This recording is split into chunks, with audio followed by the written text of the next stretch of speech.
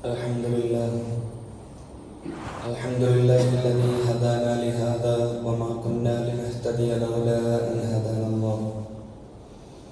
الحمد لله الذي أتم علينا نعمة الإسلام وأكمل لنا هذا الدين القيم وجعلنا به خير أمة أخرجت للناس نأمر بالمعروف وننهى عن المنكر ونؤمن بالله ونشهد أن لا إله إلا الله وحده لا شريك له ونشهد أن سيدنا محمدا عبده ورسوله أرسله بالهدى ودين الحق ليظهره على الدين كله ولو كره المشركون. أما بعد فأعوذ بالله من الشيطان الرجيم. بسم الله الرحمن الرحيم. وما لكم لا تقاتلون في سبيل الله والمستضعفين من الرجال والنساء والولدان الذين يقولون ربنا أخرجنا من هذه القرية الظالم أهلها واجعل لنا من لدنك وليا واجعل لنا من لدنك نصيرا. رب اشرح لي صدري ويسر لي أمري واحلل عقدة من لساني يفقهوا قولي. إن نريد إلا الإصلاح ما استطعت وما توفيقي إلا بالله عليه توكلت وإليه أنيب. ബഹുമാന്യരായ സത്യവിശ്വാസികളെ, അല്ലാഹു സുബ്ഹാനഹു വ തആലയെ സൂക്ഷിച്ച് ജീവിക്കണമെന്ന് എന്നോടും നിങ്ങളോടും ഓർമ്മപ്പെടുത്തുകയാണ്, ഗുണകാംക്ഷപൂർവ്വം വസിയത്ത് ചെയ്യുകയാണ്. അല്ലാഹു സുബ്ഹാനഹു വ തആല അവന്റെ ഇഷ്ടദാസന്മാരിൽ നമ്മേവരെയും ഉൾപ്പെടുത്തി അനുഗ്രഹിക്കുമാറാവട്ടെ. ഇസ്ലാമിക ചരിത്രത്തിൽ വിജ്ഞാനത്തിന്റെ സൂര്യനായി തിളങ്ങി നിന്ന മഹാനായ പണ്ഡിതൻ ഇമാം ഇബ്നു തൈമിയ്യ റഹിമഹുള്ളയെ ഭരണാധികാരികൾ തടവറയിലേക്ക് തള്ളിയ ഒരു ചരിത്രമുണ്ട്.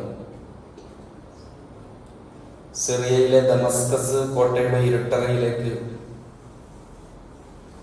കാവൽക്കാർ ഇബ്നു തൈമിയ്യ റഹ്മത്തുള്ളാഹി അലൈഹി പിടിച്ചു തള്ളി ജയിലിന്റെ കനത്ത ഇരുമ്പ് കവാടങ്ങൾ കൊട്ടിയടച്ചു. ആ ഇരുട്ടറയ്ക്കുള്ളിൽ നിന്ന് പുറത്തേക്ക് നോക്കി കാവൽക്കാരെയും ഭരണാധികാരികളെയും വിറപ്പിച്ചുകൊണ്ട്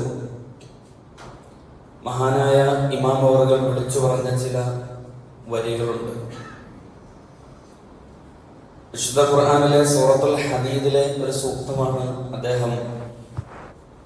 അദ്ദേഹത്തിന്റെ വർത്തമാനത്തിന് മുഖമുരയായി അദ്ദേഹം ഉറക്കെ വിളിച്ചു പറഞ്ഞത്. ഫളുരിബ ബൈനഹും ബിസൂരിൻ ലഹു ബഅബുൻ ബാത്തിനുഹു ഫീഹി റഹ്മ വലാഹിറുഹു മിൻ ഖിബലിഹിൽ അദാബ്. വിശുദ്ധ ഖുർആനിലെ സൂറത്തുൽ ഹദീദിലെ ഈ ആയത്തിന്റെ ആശയം ഇതാണ്: ഫളുരിബ ബൈനഹും ബിസൂരിൻ ലഹു ബഅബുൻ. അങ്ങനെ അവർക്കിടയിൽ ഒരു മതിൽ കെട്ടപ്പെടും, അതിനൊരു കവാടമുണ്ടായിരിക്കും. ബാത്തിനുഹു ഫീഹി റഹ്മ വലാഹിറുഹു മിൻ ഖിബലിഹിൽ അദാബ്. അതിന്റെ അകവശത്ത് കാരുണ്യവും പുറംഭാഗത്ത് ശിക്ഷയുമായിരിക്കും. എന്നിട്ട് അദ്ദേഹം ആ ഇരുമ്പഴുകൾക്കുള്ളിൽ നിന്നുകൊണ്ട് ഉറക്കെ പ്രഖ്യാപിച്ചു: മാ യസ്നഉ അഅദാഇ ബി അന ജന്നതി വബുസ്താനി ഫീ സദ്രി. മാ യസ്നഉ അഅദാഇ, എന്റെ ശത്രുക്കൾക്ക് എന്നെ എന്ത് ചെയ്യാൻ കഴിയും? അന ജന്നതി വബുസ്താനി ഫീ സദ്രി, എന്റെ സ്വർഗവും എന്റെ തോട്ടവും എന്റെ നെഞ്ചിന്റെ ഉള്ളിലാണ്. ഐന റഹ്തു ഫഹിയ മഈ ലാ തുഫാരിഖ്നി, ഞാൻ എവിടെ പോയാലും എന്റെ തോട്ടവും എന്റെ സ്വർഗവും എന്റെ കൂടെ തന്നെ ഉണ്ടാകും. അത് ഈ കനത്ത ഇരുമ്പഴിക്കുള്ളിലാണെങ്കിലും ശരി. അന ഹബസി ഖൽവത്തുൻ വഖത്ലി ഷഹാദത്തുൻ വഇഖ്റാജി മിൻ ബലദി സിയാഹത്തുൻ. എന്നെ ജയിലിൽ അടച്ചാൽ അതെനിക്ക് അള്ളാഹുവിനോട് തനിച്ചിരിക്കാനുള്ള അവസരമാണ്. അവരെന്നെ നാട്ടിൽ നിന്ന് ഇനി പടിയടച്ച് പുറത്താക്കിയാൽ അത് എനിക്ക് വിജ്ഞാന പര്യവേഷണത്തിനുള്ള എൻ്റെ ഹിജറയാണ്. എന്നാൽ അവർ എന്നെ കൊന്നുകളഞ്ഞാൽ അതെനിക്ക് ഷഹാദത്തുമാണ് എന്ന് ഉച്ചസ്ഥലം ശത്രുക്കളുടെ മുമ്പിൽ കാരുരുമ്പഴിയുമെന്ന് വിശുദ്ധ ഖുർആനിന്റെ ആയാത്തുകൾ പാരായണം ചെയ്തുകൊണ്ട് ഇമാം ഇബ്നു തൈമിയ റഹ്മത്തുള്ളാഹി അലൈഹി വിളിച്ചു പറയുന്നുണ്ട്. അള്ളാഹുവിലുള്ള അചഞ്ചലമായ ഈമാൻ ഹൃദയത്തിൽ കാത്തു സൂക്ഷിക്കുന്ന ഒരു വിശ്വാസിയെ സംബന്ധിച്ചിടത്തോളം ആ തടവറകൾ പോലും കാരുണ്യത്തിന്റെ കവാടങ്ങളാണ് എന്നാണ് ഇമാം ഇബ്നു തൈമിയ റഹ്മത്തുള്ളാഹി അലൈഹി പറയുന്നത്. ആദർശത്തിന്റെ പേരിൽ മാത്രം യാതൊരു തെറ്റും ചെയ്യാതെ ഭരണകൂട ഭീകരതകൾക്ക് ഇരയായി നമ്മുടെ നാട്ടിലും നിരവധി ചെറുപ്പക്കാർ തങ്ങളുടെ യൗവന കാലഘട്ടം ജയിലറകളിൽ ഹോമിക്കേണ്ടി വന്ന നിരവധി ചെറുപ്പക്കാരുള്ള ഒരു നാട്ടിലാണ് നമ്മൾ ജീവിച്ചുകൊണ്ടിരിക്കുന്നത്. അങ്ങനെ ഒരു ചെറുപ്പക്കാരനാണ് പരപ്പനങ്ങാടിയിൽ സക്കരിയ എന്ന ഒരു ചെറുപ്പക്കാരൻ. 10ാം വയസ്സിൽ ഉപ്പ മരണപ്പെട്ടതിനു ശേഷം തന്റെ ഉമ്മയുടെ ത്യാഗപൂർണമായ ത്യാഗങ്ങൾക്കും വലിയ സ്വപ്നങ്ങൾക്കും ഇടയിലൂടെയാണ് ആ മകൻ വളരുന്നത്. ഒടുവിൽ കുടുംബം പുലർത്താൻ വേണ്ടി ഇലക്ട്രോണിക് സംബന്ധമായ കോഴ്സ് പൂർത്തിയാക്കി തിരൂരിലെ ഒരു സ്ഥാപനത്തിൽ സക്കരിയ ജോലി ചെയ്തു വരികയായിരുന്നു. എന്നാൽ തന്റെ 18ാമത്തെ വയസ്സിൽ ബാംഗ്ലൂർ സ്ഫോടന കേസ് ആരോപിച്ച് കർണാടക പോലീസ് അവനെ കള്ളക്കേസിൽ കുടുക്കി ക്രൂരമായി അറസ്റ്റ് ചെയ്തുകൊണ്ടുപോയി. ഏറ്റവും ക്രൂരമായ യാഥാർത്ഥ്യം എന്ത് എന്ന് ചോദിച്ചാൽ, കെട്ടിച്ചമച്ച പോലീസ് മൊഴികളിൽ പോലും അവന്റെ പേരില്ലായിരുന്നു എന്നതാണ് ഒരു വസ്തുത. ഇന്നേക്ക് 17 വർഷങ്ങൾ കഴിഞ്ഞിട്ടും സക്കരിയ കർണാടകയിലെ പരപ്പന അഗ്രഹാര ജയിലിൽ വിചാരണ തടവുകാരനായി കഴിയുകയാണ്. നമ്മൊന്ന് ആലോചിച്ചാൽ, ഒരു മനുഷ്യന്റെ ജീവിതത്തിലെ ഏറ്റവും തീഷ്ണമായിട്ടുള്ള അവന്റെ യൗവന കാലഘട്ടം, അവന്റെ വിദ്യാഭ്യാസം, തൊഴിൽ, മാനസികാരോഗ്യം ഇവയെല്ലാം ആ ഇരുമ്പഴിക്കുള്ളിൽ ഇരുട്ടറയിൽ കത്തിയെരിഞ്ഞ് തീർന്നുകൊണ്ടിരിക്കുകയാണ്. ഇങ്ങനെ ഒരു സാഹചര്യത്തിലാണ് അവന്റെ സഹോദരൻ മരണപ്പെടുന്നത്. മകന്റെ മോചനത്തിന് വേണ്ടി ഓടി നടന്ന ആ പാവം ഉമ്മ സ്ട്രോക്ക് വന്ന് ശരീരം പാതി തളർന്ന് കിടപ്പിലായി. നിങ്ങൾ സോഷ്യൽ മീഡിയയും യൂട്യൂബും പരതിയാൽ കാണാം ആ ഉമ്മയുടെ നോവ്. അവർ പറയുന്ന വർത്തമാനം, എന്റെ മകൻ എപ്പോഴാണെന്ന് വരിക, എങ്ങനെയാണ് അവരെ എനിക്കൊന്ന് കാണാൻ കഴിയുക എന്ന ചോദ്യവുമായി ആ ഉമ്മ ഉള്ളൊരുക്കി പ്രാർത്ഥിച്ചുകൊണ്ട് ഇന്നും കാത്തിരിക്കുന്നുണ്ട്. പ്രിയപ്പെട്ട സഹോദരങ്ങളെ, ഒരു സക്കരിയയുടെ മാത്രം കഥയല്ല, തകർന്നുപോയ ഒട്ടനവധി കുടുംബങ്ങളുടെ യൗവനം പാതി കൊണ്ട് കരിക്കപ്പെട്ടു പോയ ഒരുപാട് യൗവനങ്ങളുടെ കഥകൾ നമ്മുടെ ഇന്ത്യ മഹാരാജ്യത്തെ മുസ്ലിം സമൂഹത്തിലെ യുവാക്കൾക്ക്, വിദ്യാസമ്പന്നരായ ചെറുപ്പക്കാർക്ക്, അവരുടെ കുടുംബങ്ങൾക്ക് പറയാനുണ്ട്. സക്കരിയ ഇന്ത്യയിലെ ഒരു വ്യക്തി മാത്രമല്ല, മറിച്ച് ഇന്ത്യയിൽ ഇന്ന് നടന്നുകൊണ്ടിരിക്കുന്ന ക്രൂരമായ വേട്ടയാടലുകളുടെ ഏറ്റവും വലിയ പ്രതീകമായി 17 വർഷമായി സക്കരിയ നമ്മുടെ മുമ്പിലുണ്ട്. പാനായിക്കുളം കേസ് മുതൽ ഡൽഹി കലാപ ഗൂഢാലോചന കേസ് വരെ നീണ്ടു നിൽക്കുന്ന വ്യാജ കേസുകളുടെ ഒരു പരമ്പര തന്നെയുണ്ട് യഥാർത്ഥത്തിൽ നമ്മുടെ രാജ്യത്ത്. UAPA പോലെയുള്ള കരിനിയമങ്ങൾ ചാർത്തി കൃത്യമായ വിചാരണ സംവിധാനം പോലുമില്ലാതെ ആയിരക്കണക്കിന് മുസ്ലിം യുവാക്കളാണ് ഇന്ത്യൻ ജയിലുകളിൽ ജീർണിച്ച് ജീവിക്കുന്നത്. ഇന്ത്യൻ ജയിലുകളിൽ കഴിയുന്ന 70% ആളുകൾ വിചാരണ തടവുകാരാണ്. വർഷങ്ങൾ കഴിഞ്ഞ്, കാലങ്ങൾ കഴിഞ്ഞ് ഒടുവിൽ നിരപരാധി എന്ന് കണ്ട് കോടതി വിട്ടയക്കുമ്പോഴേക്കും അവരുടെ ജീവിതവും അവരുടെ യൗവനവും അവരുടെ തൊഴിലും അവരുടെ ദുനിയവിയായ ജീവിതം മുഴുവൻ തകർന്ന് തരിപ്പണമായിട്ടുണ്ടാവും. ഒരു കണക്കനുസരിച്ച് 5 ലക്ഷത്തോളം മുസ്ലിം ചെറുപ്പക്കാരാണ് ഇന്ത്യയിലെ വിവിധ ജയിലുകളിൽ കഴിയുന്നത്. 5 ലക്ഷം എന്നത് കേവലം ഒരു എണ്ണി തീർക്കാവുന്ന വെറുമൊരു സംഖ്യ മാത്രമല്ല. കഴിഞ്ഞ ലോകകപ്പ് ഫുട്ബോളിൽ ഈ കഴിഞ്ഞ ദിവസം നടന്ന കളിയിൽ ലോക ചാമ്പ്യന്മാരായ അർജന്റീനയെ പോലും അത്ഭുതപ്പെടുത്തിയ, ഒരുപക്ഷെ അവരെ ഒന്ന് പിടിച്ചു കിട്ടിയ കേപ്പ് വെർദെ എന്ന് പറയുന്ന കൊച്ചു രാജ്യത്തിന്റെ ആകെ ജനസംഖ്യ എത്ര എന്ന് ചോദിച്ചാൽ ഈ പറഞ്ഞ 5 ലക്ഷമാണ്. അതായത് ഒരൊറ്റ സ്വതന്ത്ര രാജ്യത്തിലെ ആകെ മനുഷ്യരുടെ എണ്ണത്തോളം വരുന്ന ഒരു വലിയ ജനസമൂഹം നമ്മുടെ രാജ്യത്ത് തടവറയ്ക്കുള്ളിൽ ശ്വാസം മുട്ടി കഴിയുന്നുണ്ട് എന്ന ഭീതിതമായ യാഥാർത്ഥ്യം പ്രിയപ്പെട്ട സഹോദരങ്ങളെ, കേപ്പ് വെർദെ എന്ന കൊച്ചു രാജ്യത്തെ ആ ജനങ്ങളെ മുഴുവൻ തടവറയിലാക്കിയാൽ എങ്ങനെയിരിക്കും എന്നതിനേക്കാൾ ഭീകരമാണ് ഒരു രാജ്യത്തെ മുസ്ലിം സമുദായത്തിന്റെ യൗവനത്തെ കൊണ്ടുപോയി ഇവിടത്തെ ഭരണകൂടം ജയിലിൽ കൊണ്ടുപോയി ചുട്ടരിച്ച് ഹോമിക്കുന്നത്.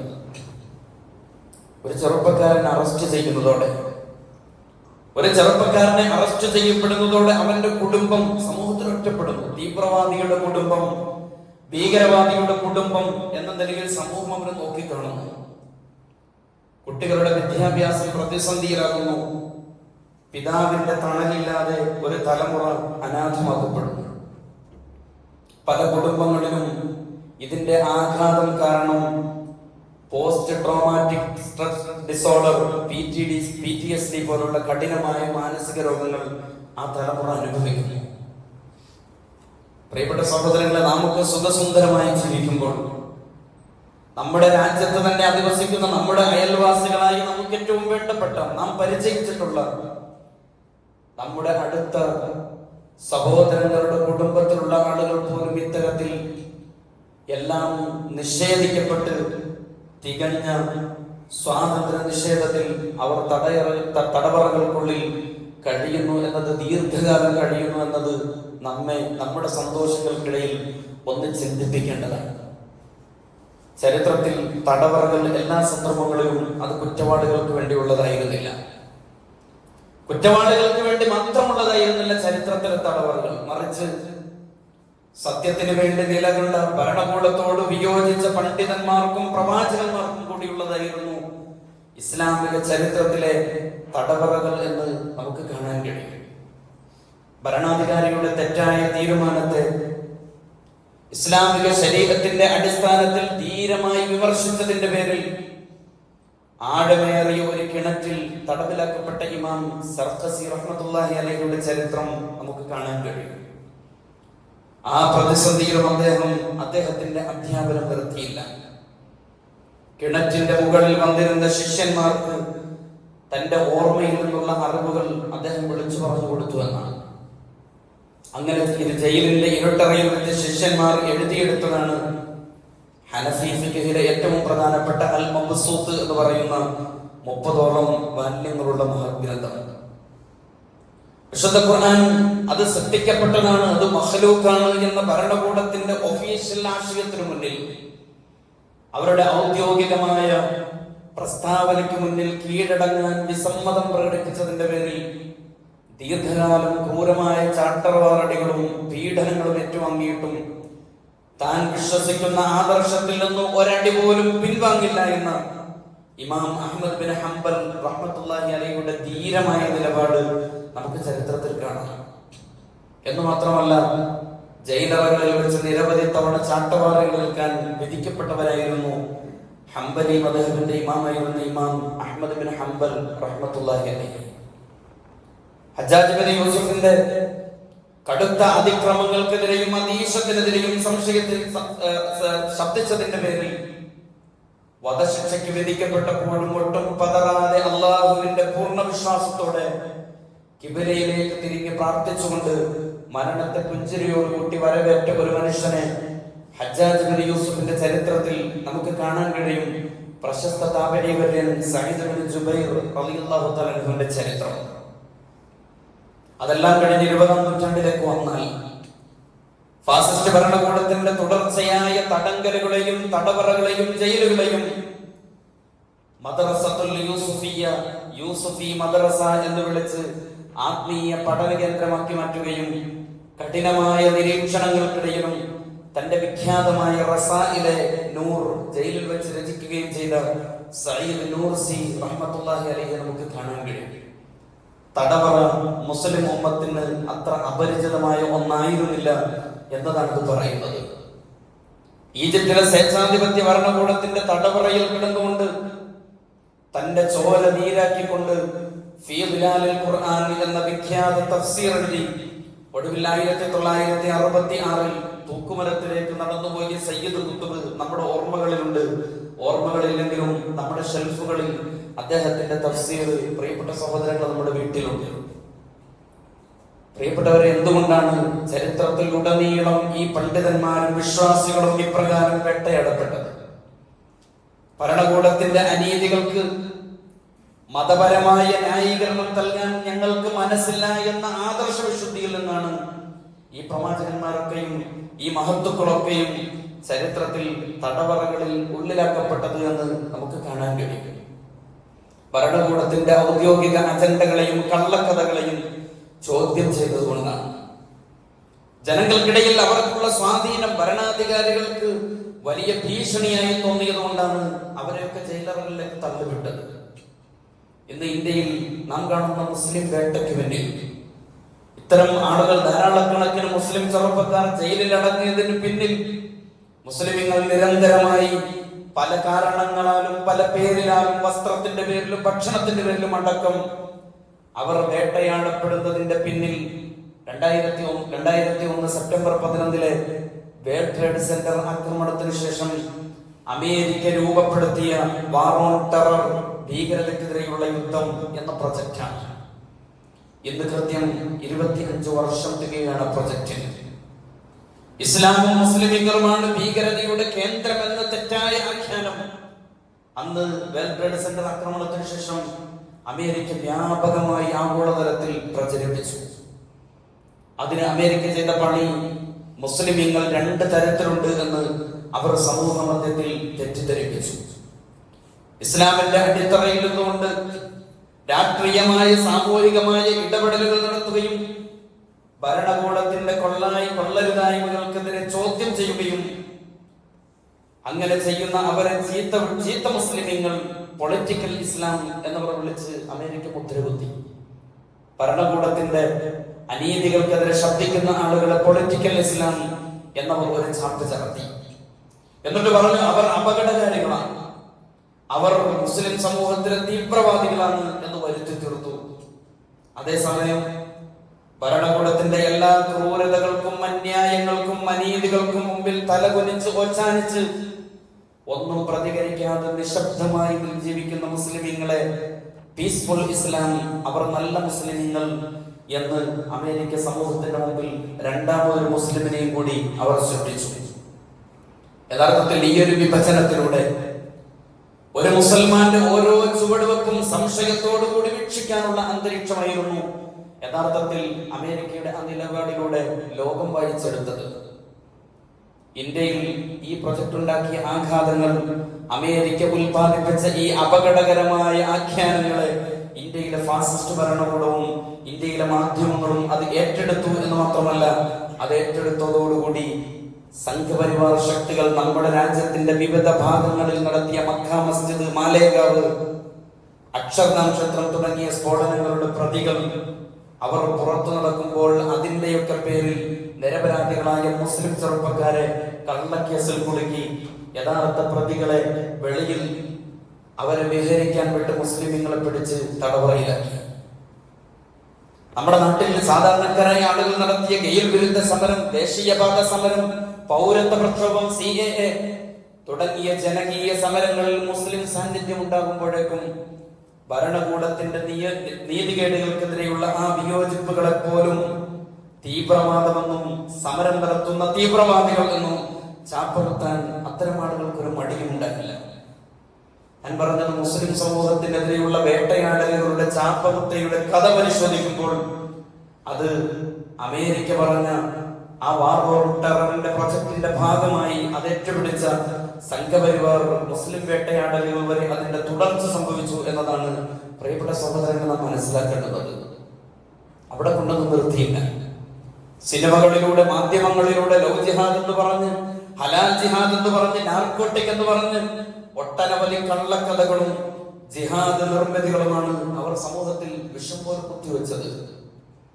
ആസൂത്രിതമായ ഗൂഢാലോചനയിൽ അധിഷ്ഠിതമായിട്ടുള്ള വിദ്വേഷ പ്രചരണങ്ങളുടെയൊക്കെ അന്തിമ ഫലം എന്ത് എന്ന് ചോദിച്ചാൽ, ഇന്ന് ഇന്ത്യയിലെ തെരുവുകളിൽ മുസ്ലിമീങ്ങളെ ആൾക്കൂട്ടം പരസ്യമായി തല്ലിക്കൊല്ലുന്നതും ബുൾഡോസർ രാഷ്ട്രീയത്തിലൂടെ നമ്മുടെ സഹോദരങ്ങളുടെ വീടുകളും പള്ളികളും തകർത്തെറിയുന്നതും ഒരു നിത്യസംഭവമായി മാറിയിരിക്കുന്നു എന്ന് മാത്രമല്ല, മുസ്ലിം സമുദായത്തിന്റെ ആളുകൾ പോലും അതിനെ സാമാന്യവൽക്കരിച്ചുകൊണ്ട്, അതിനെ നിസ്സാരവൽക്കരിച്ചുകൊണ്ട് അതൊക്കെ സർവ്വസാധാരണമായ ഒന്നായി അവർ മനസ്സിലാക്കുന്നു എന്ന വലിയ പ്രത്യാഘാതത്തിലേക്ക് യഥാർത്ഥത്തിൽ മുസ്ലിം ഉമ്മത്ത് മാറി.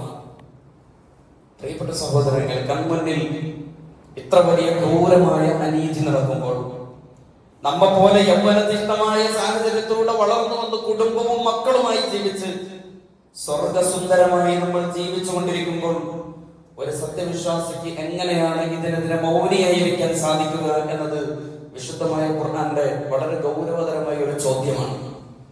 അടിച്ചമർത്തപ്പെട്ടവർക്ക് വേണ്ടി നിങ്ങൾ എന്തുകൊണ്ട് ശബ്ദമുയർത്തുന്നില്ല എന്നത് വിശുദ്ധ ഖുർആന്റെ വളരെ പ്രസക്തമായ ഒരു ചോദ്യമാണ് എന്ന് പ്രിയപ്പെട്ട സഹോദരങ്ങളെ, വിശുദ്ധ ഖുർആനിലെ ആയത്ത് പഠിക്കുമ്പോൾ നമുക്ക് മനസ്സിലാക്കാൻ കഴിയും.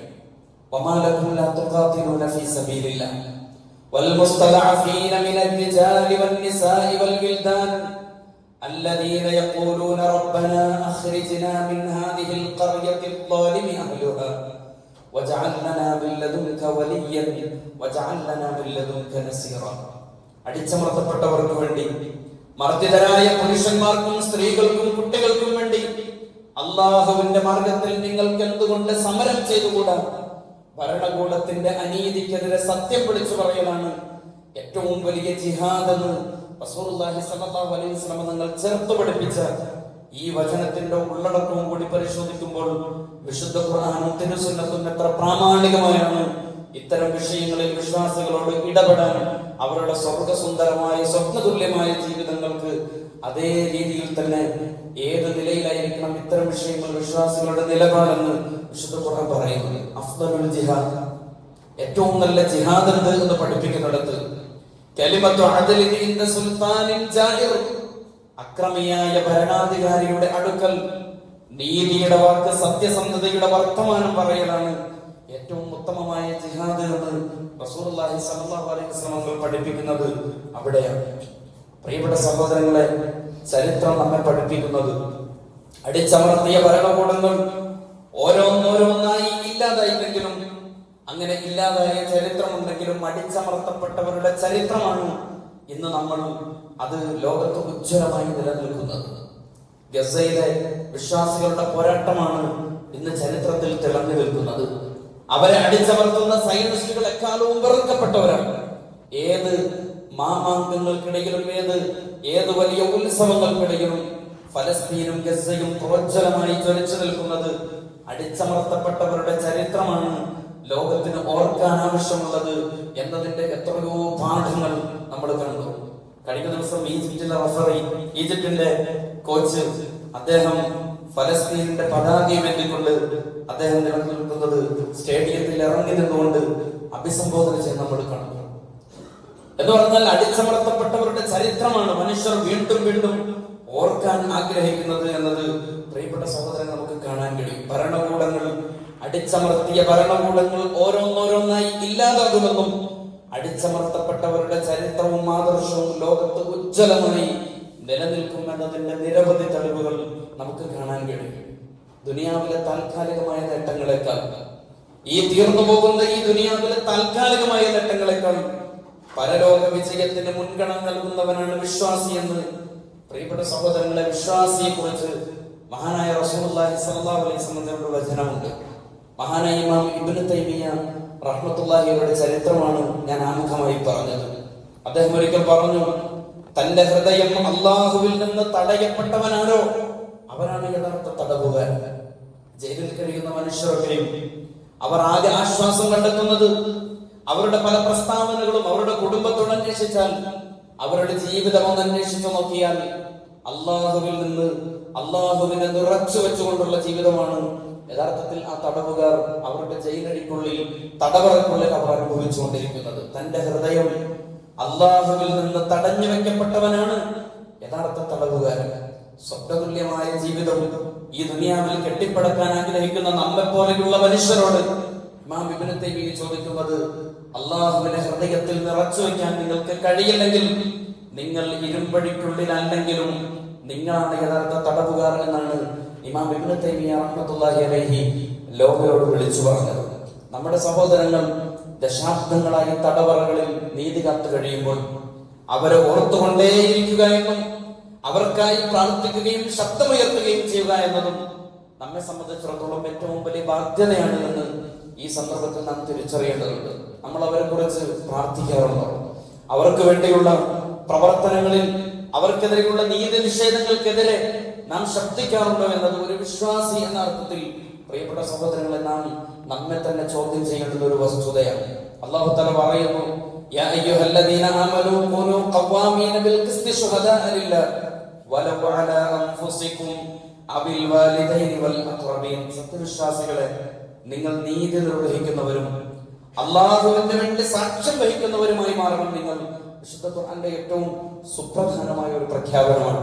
അതിനുശേഷം അല്ലാഹു പറയുന്നത്, ആ നീതിയുടെ മുന്നിൽ നീതിക്ക് വേണ്ടി ശബ്ദിക്കുന്ന സന്ദർഭത്തിൽ വലൗ അലാ അൻഫുസികും, നിങ്ങൾക്ക് തന്നെ കാര്യം എതിരാണെങ്കിലും, അബിൽ വാലിദൈൻ, നിങ്ങളുടെ മാതാപിതാക്കൾക്ക് വിരുദ്ധമാണ് നിങ്ങൾ ശബ്ദമുയർത്തുന്ന ആ സംഗതിയെങ്കിലും, വൽ അഖ്റബീൻ, നിങ്ങളുടെ കുടുംബക്കാർക്കും നിങ്ങൾക്കും നിങ്ങളുടെ മാതാപിതാക്കൾക്കും തന്നെ എതിരാണെങ്കിലും നീതിയുടെ കൂടെ നിങ്ങൾ നിൽക്കൽ നിങ്ങളുടെ ബാധ്യതയാണ് എന്ന് അല്ലാഹു സുബ്ഹാനഹു വ തആല സത്യവിശ്വാസികൾ വിളിച്ചുകൊണ്ട് ഓർമ്മപ്പെടുത്തുന്നത് പ്രിയപ്പെട്ട സഹോദരങ്ങളെ നമുക്ക് കാണാൻ കഴിയും. അല്ലാഹു സുബ്ഹാനഹു വ തആല നമ്മുടെ നാട്ടിൽ, നമ്മുടെ രാജ്യത്ത് തടവിലാക്കപ്പെട്ട നിരപരാധികളായ നിരവധി സഹോദരങ്ങളുണ്ട്. അവർക്ക് വേണ്ടി പ്രാർത്ഥിക്കുക എന്നതും അവരുടെ നീതിക്ക് വേണ്ടി ശബ്ദമുയർത്തുക എന്നതും വിശ്വാസ സമൂഹത്തിന്റെ ബാധ്യതയാണ് എന്ന് മനസ്സിലാക്കുക. അല്ലാഹു സുബ്ഹാനഹു വ തആല നിരപരാധികളായി തടവിൽ കഴിയുന്ന മുഴുവൻ സഹോദരങ്ങൾക്കും അല്ലാഹു തആല മോചനം നൽകി അനുഗ്രഹിക്കുമാറാവട്ടെ. അവരെയും അവരുടെ കുടുംബങ്ങളെയും അല്ലാഹു തആല ഇരു ലോകത്തും കാത്തുരക്ഷിക്കുമാറാവട്ടെ. ലോകത്തെ അരക്ഷിതാവസ്ഥയിൽ കഴിയുന്ന നിരപരാധികളായി തടവറയിൽ കഴിയുന്ന ലോക മുസ്ലിമീങ്ങളടക്കമുള്ള മുഴുവൻ പേർക്കും അല്ലാഹു തആല ഏറ്റവും അടുത്ത വിമോചനം സുസാധ്യമാക്കുമാറാവട്ടെ. അഖൂലു ഖൗലി ഹാദാ അസ്തഗ്ഫിറുല്ലാഹൽ അലീം ലി വലക്കും വസ്തഗ്ഫിറൂ ഇന്നഹു ഹുവൽ ഗഫൂറുർ റഹീം.